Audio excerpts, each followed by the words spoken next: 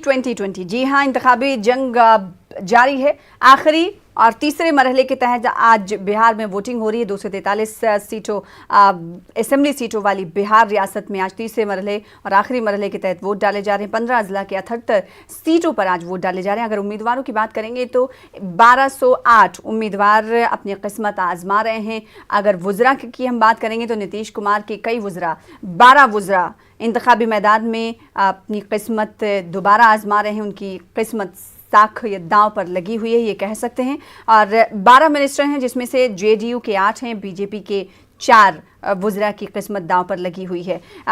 अब तफसील से ये जान लेते हैं कि जेडीयू ने कितने उम्मीदवार तीसरे मरहले के तहत और आखिरी मरहले के तहत मैदान में उतारे हैं। 37 उम्मीदवार मैदान में उतारे हैं। 2015 की अगर हम बात करेंगे तो 2015 में 23 सीटें जेडीयू ने हासिल की थी, यानी जेडीयू के खाते में 23 सीटें गई थी। आवाम क्या कुछ कह रही, सुन लेते हैं।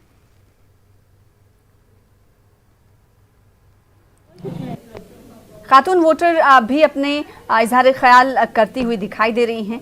एक बार फिर से आ जाते हैं कि कितनी सीटें किस पार्टी को दी गई हैं और 2015 में कितनी सीटें किस पार्टी ने हासिल की थी। जिससे विकास हुआ, अच्छा सरकार बना, उसके लिए। क्या सरकार ने काम किया? हाँ, काम किया, विकास किया, अच्छा। उनके गांव में काम हुई है? हाँ, उनके गांव में काम हुई, अच्छा। ललन डीसी दे। तो हम अवाम का एक तरफ रद्द-ए-अमल हम आपको दिखा रहे हैं कि गुज़िश्ता जो सरकार रही या इस वक्त जो सरकार है उसके कामकाज से कितने खुश हैं। एक बार फिर से सुनाते हैं। विकास के मुद्दे पर गांव में विकास हुई है? विकास हो रहा है। सरकार ने अच्छा काम किया। क्या नाम है आपका? प्रभात कुमार। तो अवाम अपने रद्द-ए-अमल का इजहार कर रही है। 5 सालों में सरकार ने जिस तरह से काम किया, क्या उस काम से वो खुश हैं या ना खुश हैं, या सरकार बदलना चाहते हैं, नुमाइंदा बदलना चाहते हैं। अब वो मिला जुला रद्द-ए-अमल देखने को मिल रहा है। एक जानिब खूबसूरत तस्वीरें भी दिखा रहे हैं। और अगर ख़वातीन की हम बात करेंगे तो ख़वातीन बड़ी तादाद में अव्वलीन फुर्सत में, पहली फुर्सत में पोलिंग बूथ्स पर पहुंच रही हैं। कुछ खातून ऐसी होती हैं जो ये चाहती हैं कि घर का कामकाज निपटा दे, फिर थोड़ा देरी से वो पोलिंग बूथ का रुख करती हैं। लेकिन कुछ खवातीन ये सोचती हैं कि कामकाज हम बाद में करेंगे, पहले वोट कास्ट कर आएँ। तो ऐसी कई तस्वीरें। और बुजुर्ग अगर वोटर्स की हम बात करेंगे तो वो भी पहुंचते हुए दिखाई दे रहे हैं। कई दहाइयाँ गुजर गई और इंतखाबात उन्होंने देखे हैं, सरकारें बदलती हुई देखी हैं, और कई उनके जहन में मुद्दे हैं कि जो उनकी पीढ़ियाँ हैं, जो नस्लें हैं, वो सही तरीके से रहें और उनका मुस्तकबिल तब अच्छा हो और ख़ूबसूरत हो, सुनहरा हो। इसलिए अपने वो वोट का इस्तेमाल करने के लिए पहुँच रहे हैं। एक बार फिर से आ जाते हैं सियासी इक्वेशन पर, कितनी पार्टियाँ किस उम्मीदवारों के साथ मैदान में हैं। जेडीयू की हमने बात कर ली थी कि जेडीयू ने 37 सीटों पर उम्मीदवार तीसरे और आखिरी मरहले के तहत उतारे हैं। अगर हम बात बीजेपी की कर लेंगे, क्योंकि इस बार सियासी जो इक्वेशन है वो तस्वीर बदली हुई है। पहले जेडीयू और आरजेडी ने मिलकर चुनाव लड़ा था, लेकिन इस बार जेडीयू और बीजेपी साथ चुनाव लड़ रही है। इस बीच एक बड़ी खबर आ रही है जिसका रुख कर लेते हैं मधेपुरा से। बूथ नंबर 219 में ईवीएम में खराबी की खबर है। मधेपुरा में सहरुखी मुकाबला, एक जानिब जेडीयू है तो दूसरी जानिब पीडीए प्रोग्रेसिव डेमोक्रेटिक अलायंस है। इस बीच बूथ नंबर के हवाले से खबर आ रही है कि मधेपुरा में एक बूथ नंबर पर ईवीएम में खराबी की खबर है। ऐसे में लोगों को मुश्किलात दरपेश होंगी, क्योंकि लोग अपना वक्त निकालकर वोट कास्ट करने के लिए पहुंचते हैं और जब ईवीएम खराब हो तो उनकी परेशानी किस हद तक बढ़ सकती है, इसका अंदाजा बखूबी लगाया जा सकता है। तो इससे पहले भी कई मकामात पर, कई पोलिंग बूथ्स पर ईवीएम में खराबी की खबर हम तक मौसूल हुई। इस वक्त जो खबर आ रही है वो मधेपुरा के एक पोलिंग स्टेशन से आ रही है, जहां पर रखना अंदाजी हुई है वोटिंग के अमल में। वो इसलिए क्योंकि ईवीएम में खराबी की खबर है, तो ईवीएम में खराबी की वजह से वोटिंग के अमल में रखना पड़ा है। बूथ नंबर 219 में ईवीएम खराब हुई है, जिसके बाद वोटरों की तादाद जाहिर सी बात है पोलिंग लाइन में मौजूद होती है, और इस बीच ईवीएम में खराबी की खबर हो तो उनकी मुश्किलात में इजाफा हो जाता है, क्योंकि कई काम को वो साइड में रखकर, यानी दरकिनार कर पोलिंग बूथ तक पहुंचते हैं।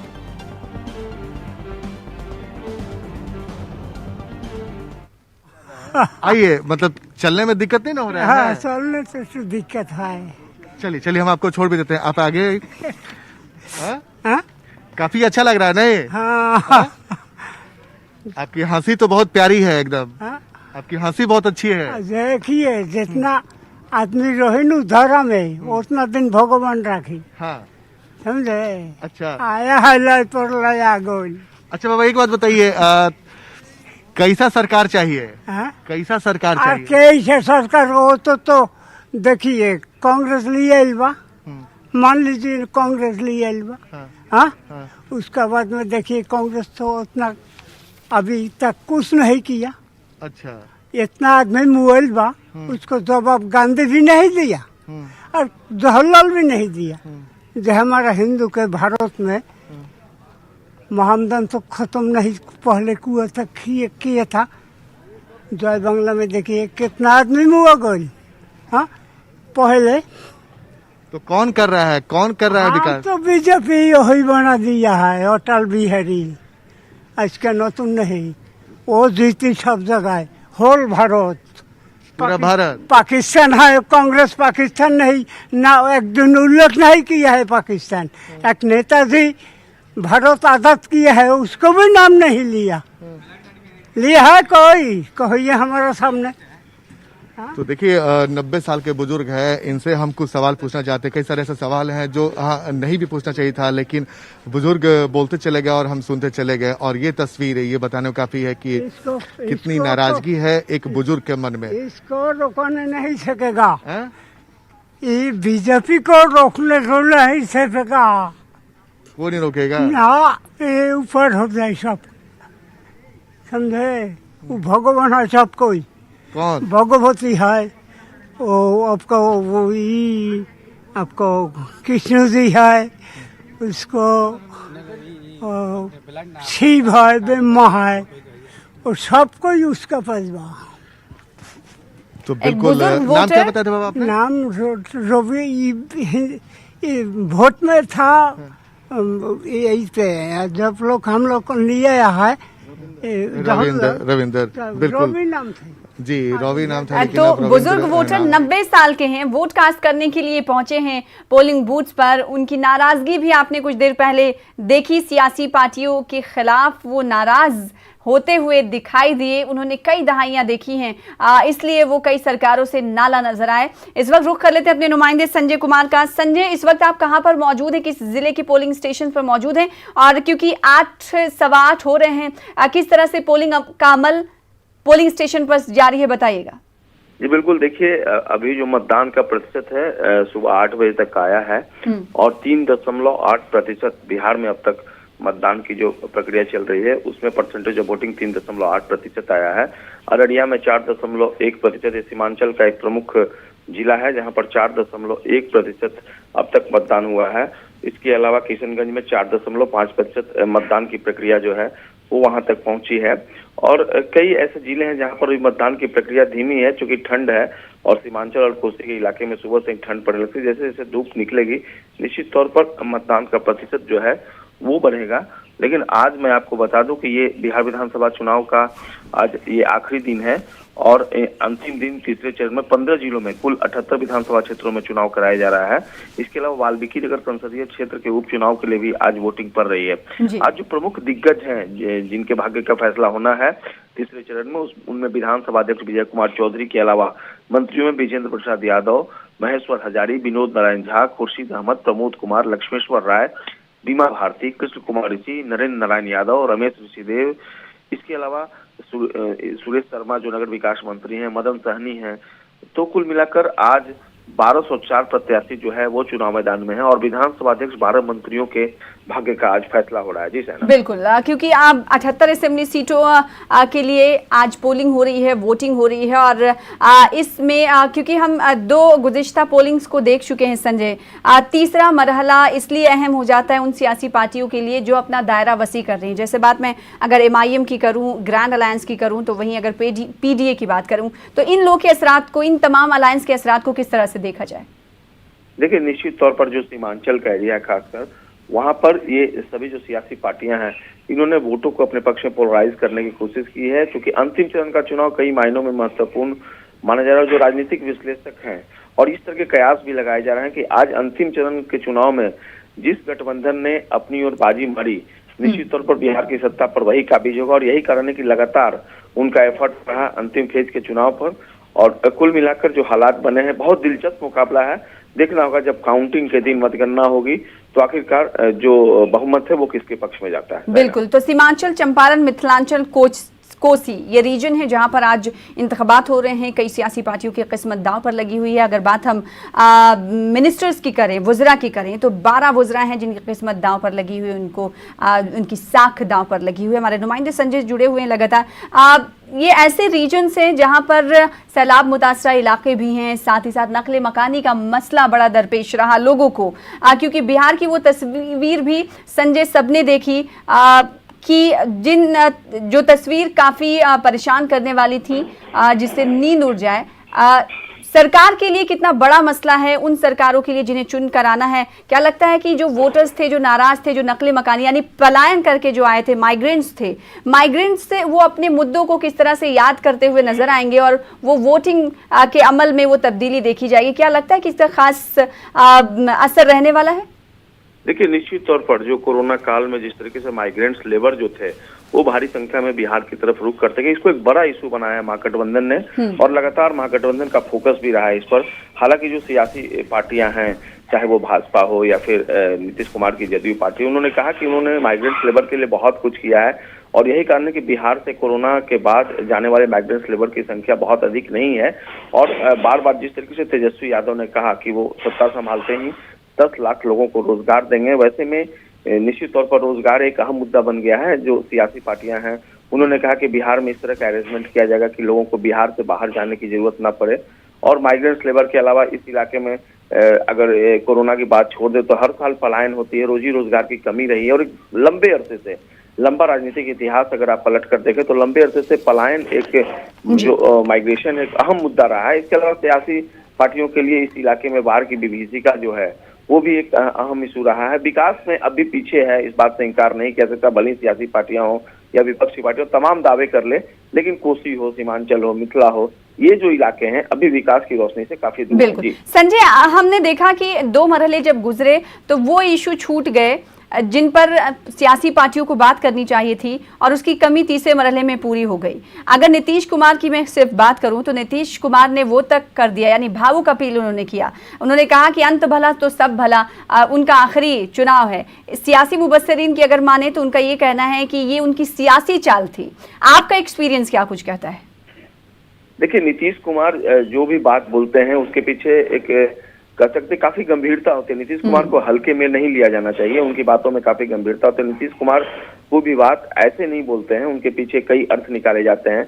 लेकिन विपक्ष को बैठे बिठाए एक मुद्दा मिल गया। तेजस्वी यादव ने कल नौकरी संवाद में उन्होंने बिहार के युवाओं को एड्रेस किया तो साफ तौर पर ये कहा कि जो राजनीतिक दल के मुखिया ये कहते हो कि ये उनका आखिरी चुनाव है, तो ऐसे में अगर वो बिहार छोड़ते हैं, बिहार में अगर वो उनका आखिरी चुनाव है, तो 5 साल की तरफ अगर बिहार बर्बादी की कगार पर जाता है तो आखिरकार जब नीतीश कुमार नहीं होंगे तो किनको रिस्पॉन्सिबल ठहराया जाएगा? तो विपक्षी पार्टियां जो है इस मामले को लेकर नीतीश कुमार और सियासी जो दल है उनको लगातार घेरने की कोशिश करती रही, लेकिन आखिरकार जो सियासी दल है उसने कहा कि नीतीश कुमार के बोलने का मतलब ये नहीं था। वो लगातार, और राजनीति में कोई रिटायरमेंट नहीं होता, तो राजनीति में हर कोई अंतिम समय तक सक्रिय रहता है। नीतीश कुमार के बोलने का मतलब ये था कि उनकी आखिरी चुनावी सभा थी। लेकिन कुल मिलाकर इस पूरे मामले को लेकर ओपोजिशन ने इशू बनाया और लगातार राजनीतिक दल जो है इस पूरे मामले पर सियासत करते रहे। छोटी से लेकर बड़ी पार्टियां इस पूरे मसले को लेकर सियासत में मशगूल रही, लेकिन नीतीश कुमार ने जो बात कही है निश्चित तौर पर उसके कई गंभीर अर्थ हैं, और उन्होंने ऐसे नहीं कहा। खासकर कांग्रेस के जो राष्ट्रीय नेता थे उन्होंने कहा कि उन्हें शायद इस बात का आभास हो गया है कि वो ये चुनाव हारने वाले हैं, इसलिए उन्होंने कहा कि उनका आखिरी चुनाव है। नहीं तो वो उन्होंने चुनाव के पहले ही इस बात का ऐलान कर दिया होता कि वो संन्यास लेने जा रहे हैं। बिल्कुल। संजय, का आखिरी सवाल आपसे पूछना चाहेंगे और समझना चाहेंगे, क्योंकि तीसरे मरहले और आखिरी मरहले के तहत इंतखाबात हो रहे हैं, ऐसे में माई क्वेश्चन पर, फैक्टर पर सभी सियासी पार्टियां, अगर आरजेडी और जेडीयू की बात कर लें तो ध्यान देती आ रही हैं। इस बार का मरहला काफ़ी अहम हो जाता है क्योंकि एमआईएम भी अपना दायरा वसी करती हुई दिखाई दे रही है, तो आरएलएसपी भी एक अलायंस, डेमोक्रेटिक अलायंस बनाती हुई दिखाई दे रही है, तो पप्पू यादव की भी पार्टी पीडीए, अजीम इत्तेहाद, उनकी भी सामने है। ऐसे में क्या लगता है ये किस पार्टी को ज़्यादा नुकसान ये अजीम इत्तेहाद जो दिगर फ्रंट सामने बनकर आए हैं वो पहुंचाते हुए नजर आएंगे? देखिए, निश्चित तौर पर अगर महागठबंधन ये दावा कर लेता है कि उनके पक्ष में है माई समीकरण, तो ये प्रीमेच्योर का कुछ भी कहना, क्योंकि नीतीश कुमार हो, भले उनके साथ भाजपा का, नीतीश कुमार की एक अलग अपनी छवि रही है। और खासकर जिस तरीके से हाल में जो मसले आए हैं, चाहे वो एनआरसी का मसला हो या फिर जो सीए का मसला हो, तमाम ऐसे जो मसले हैं उसमें नीतीश कुमार ने अपनी जो स्पष्टवादिता है, जो उनकी क्लैरिटी है, उन्होंने सामने रखी है। और निश्चित तौर पर महागठबंधन भले ही ये कह दे कि जो सीमांचल का एरिया है या जो दूसरे इलाके हैं जहां पर माइनॉरिटी वोट है या फिर जो माई समीकरण है, उसको लेकर वो काफी आश्वस्त है। तो ये नहीं कहा जा सकता कि पूरी तरीके से महागठबंधन, कुल मिलाकर मुकाबला दिलचस्प है और हमें काउंटिंग के दिन का इंतजार करना होगा कि आखिरकार माई समीकरण का जो वोट है इस बार के विधानसभा चुनाव में किसके पक्ष में अधिक से अधिक गया है। जी जाहिर सी बात है। संजय, तफसील के साथ बातचीत करने के लिए बेहद शुक्रिया, सियासी इक्वेशन पर रोशनी डालने के लिए बेहद शुक्रिया। आराम से भाई। इस वक्त पुष्पम प्रिया को आप देख सकते हैं। जी बिल्कुल। क्या सोचकर? वही सोचकर जो एक मतदाता को सोचना चाहिए। लंदन रिटर्न से इन्होंने अपनी पार्टी बनाई है, खुद इन्होंने बांकीपुर से चुनाव लड़ा, दूसरे मरहले के तहत बांकीपुर से इंतखाबी मैदान में ये रही। अभी पहले भी कहा था आगे बढ़ने का वक्त है और आगे हम तभी बढ़ेंगे जब नीतीश जी और लालू जी से मुक्ति पाएंगे, यही सोच के वोट किया है। नीतीश जी ने कहा कि ये मेरा अंतिम चुनाव है। हाँ, मैंने सुन लिया। चुनाव तो वैसे भी उन्होंने लड़ा ही नहीं है विधायक का, तो अंतिम चुनाव का क्या मतलब है। और जहाँ तक एज ए मुख्यमंत्री उम्मीदवार वो कहना चाहते हैं अंतिम चुनाव है, तो ये चुनाव भी नहीं होना चाहिए था। 15 साल तो हमने उन्हें दिए हैं, पर अब सम्मान के साथ रिटायरमेंट ले लेनी चाहिए थी। आप भी चुनाव लड़ रही हैं, लिए क्या देख रही है चुनाव?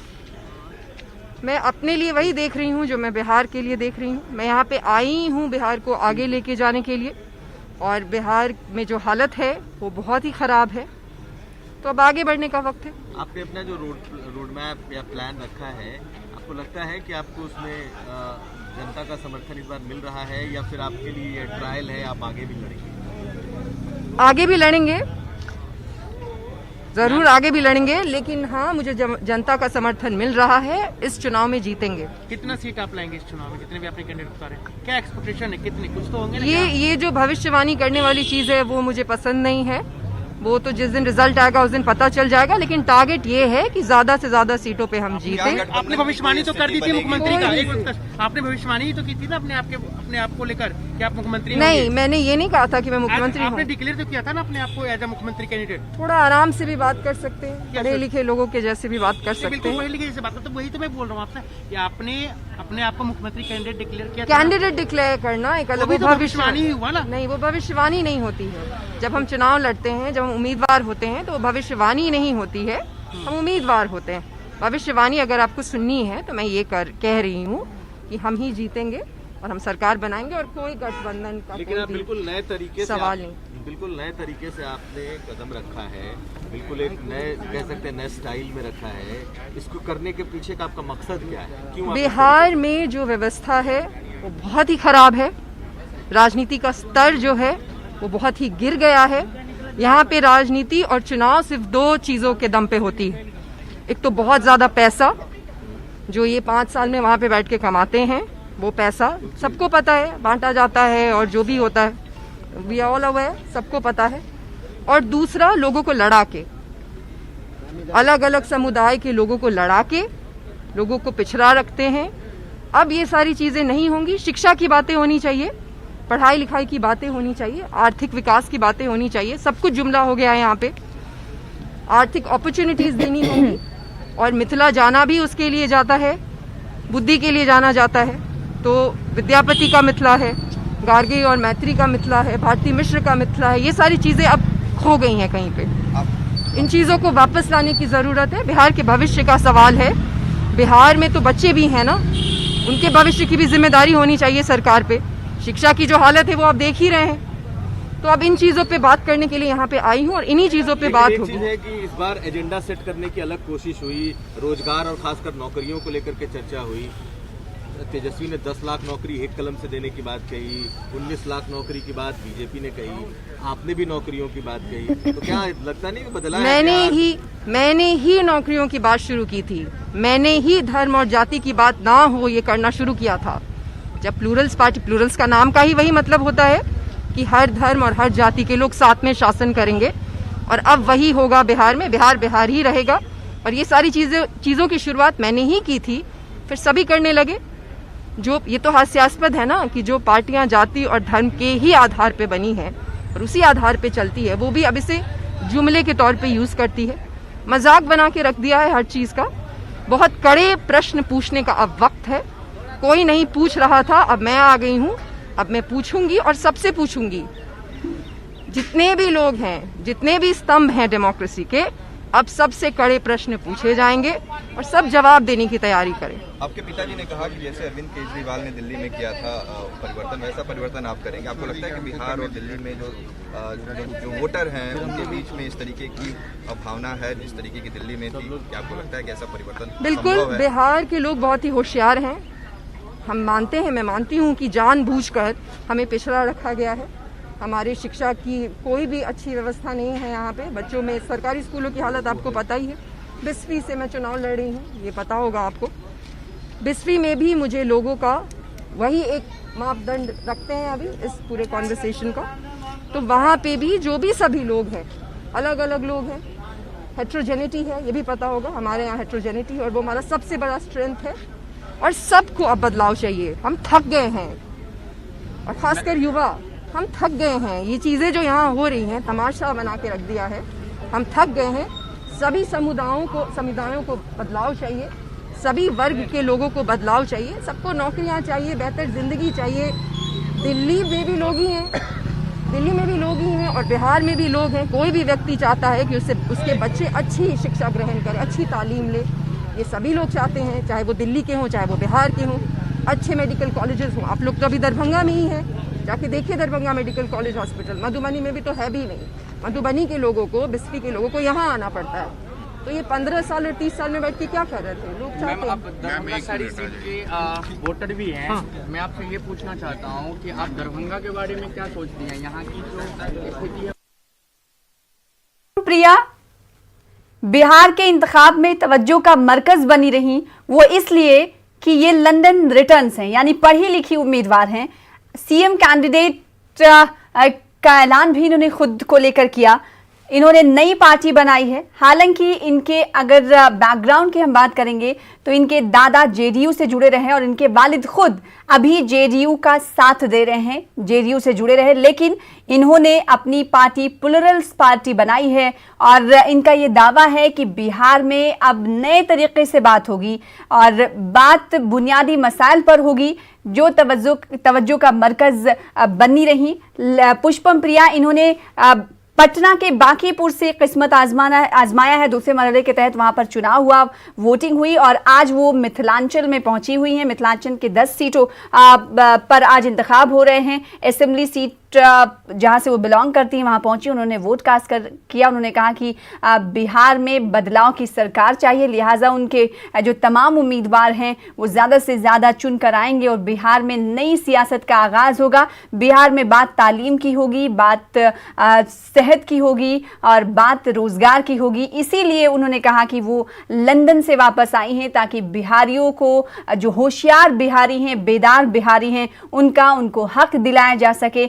उन्होंने कहा कि अब जुमले से काम नहीं चलेगा और अब बात काम की होगी। छोटे से ब्रेक ले रुकेंगे क्योंकि देख सकते हैं आप टीवी स्क्रीन पर लगातार बड़ी तादाद वोटर्स की देखी जा रही है, वोट कास्ट करने के लिए पहुंच रहे हैं। 4 रीजन ऐसे अहम हैं जहां पर आज वोट डाले जा रहे हैं और 78 असेंबली सीटें हैं। वोटिंग का अमल लगातार जारी। कई ऐसे मकामात हैं, मुख्तलिफ मकामात से हमें ये सुनने को मिला कि ईवीएम में खराबी की वजह से रखना अंदाजी पड़ी, लेकिन वोटर्स में जोशो खरोश दिखाई दे रहा है। अब वोटर्स की लंबी लंबी कतारें दिखाई दे रही हैं। इस कतार में आप देख सकते हैं कि सोशल डिस्टेंसिंग पर अमल नहीं किया जा रहा, ना ही तलकीन उन्हें की जा रही है इंतजामिया की जानिब से कि आप सोशल डिस्टेंसिंग यानी 2 गज दूरी बेहद ज़रूरी पर ख़ास अमल करने की तलकीन नहीं की जा रही है। कई ऐसे दूसरी तस्वीरें हमने आपको कुछ देर पहले दिखाई जहाँ पर सोशल डिस्टेंसिंग पर ख़ास ख्याल दिया जा रहा था, तवज्जो दी जा रही थी और लोग इस पर अमल करते हुए देखे जा रहे थे। तो धीरे धीरे वोटिंग का अमल जो है वो तेज तर होता जा रहा है, तेज रफ्तार के साथ होता जा रहा है क्योंकि सुबह के औकात में लोगों को ये रहता है कि वो घर से निकलेंगे और पहली फुर्सत में अपना वोट कास्ट करेंगे, फिर उसके बाद दूसरे कामकाज की तरफ वो ध्यान देंगे। अगर ख़वातीन की हम बात करेंगे, आधी आबादी 49% पूरे मुल्क में खवातीन की आबादी है, ये आबादी भी जोश व खरोश का मुजाहरा करते हुए पोलिंग स्टेशन पे पहुंच रही है। अवाम क्या कुछ कह रही, सुन लेते हैं। लगातार हम आपको सुना रहे हैं कि अवाम की जानिब से क्या कुछ रद्द-ए-अमल, यानी 15 साल जो सरकार रही नीतीश कुमार की 2005 से, अवाम क्या कह रही, सुन लेते हैं। 200 होगा। क्या नाम हुआ? राकेश कुमार शाह। समस्या है, हम ये कहना चाह रहे हैं सर, आपके माध्यम से सरकार को जनाना चाह रहे हैं, ये सुशासन की सरकार है। अब बराबर ये घोषणा करती है कि हमारे रीजन में कोई कठिनाई नहीं होगी, और हम लोग लाइन में 7 बजे आदेश किया गया, 7 बजे से खड़े हैं, लेकिन ईवीएम खराब होने की वजह से हम लोगों को कोई मतलब मजदूर क्लास के लोग हैं, इसके बावजूद लाइन में खड़े हैं। क्या नाम हुआ? हर्षवर्धन ठाकुर नाम।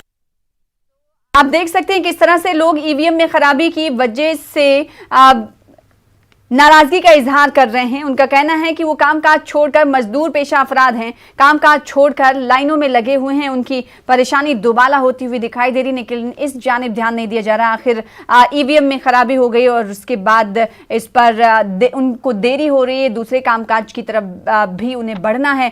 खवातीन की अगर हम तादाद की बात करेंगे तो उनकी तादाद अच्छी खासी देखी जा रही है। बुजुर्ग वोटर दूसरों का सहारा लेते हुए, व्हील चेयर का सहारा लेते हुए पोलिंग बूथ पर पहुंच रहे हैं। खूबसूरत तस्वीर है ये। उन लोगों के लिए तस्वीर भी काफ़ी अहम हो जाती है जो घर से नहीं निकलते और वोट कास्ट नहीं कर सकते, क्योंकि अगले 5 साल अगर आपको सुनहरे देखने हैं तो घर से निकलना होगा और वोट कास्ट करना होगा। न्यूज़ 18 उर्दू एक बार फिर से आपसे अपील करता है कि आप घरों से निकलें। अगर बात हम पार्टियों की करें तो जेडीयू ने 37 सीटें तीसरे मरहले और आखिरी मरहले के तहत उम्मीदवारों को मैदान में उतारा है। बीजेपी ने 36 उम्मीदवारों को चुनावी अखाड़े में उतारा है। तो वहीं आरजेडी की हम बात करेंगे तो आरजेडी 46 सीटों पर तीसरे मरहले के तहत इंतखाब लड़ रही है। कांग्रेस 26 सीटों पर चुनावी मैदान में, एमआईएम ने 16 सीटों पर अपने उम्मीदवार उतारे हैं। वीआईपी और सीपीआई की बात करें तो 5-5 सीटों पर उम्मीदवार आज इंतखाबी मैदान में हैं। ये खूबसूरत तस्वीर आप देख रहे हैं पोलिंग स्टेशन पर, जहां पर बड़ी तादाद में खवातीन मौजूद हैं। इसी तरह से कई तस्वीरें हम आपको दिखाते रहेंगे। छोटे से ब्रेक के लिए रुकेंगे, ब्रेक के बाद जल्द लौटेंगे।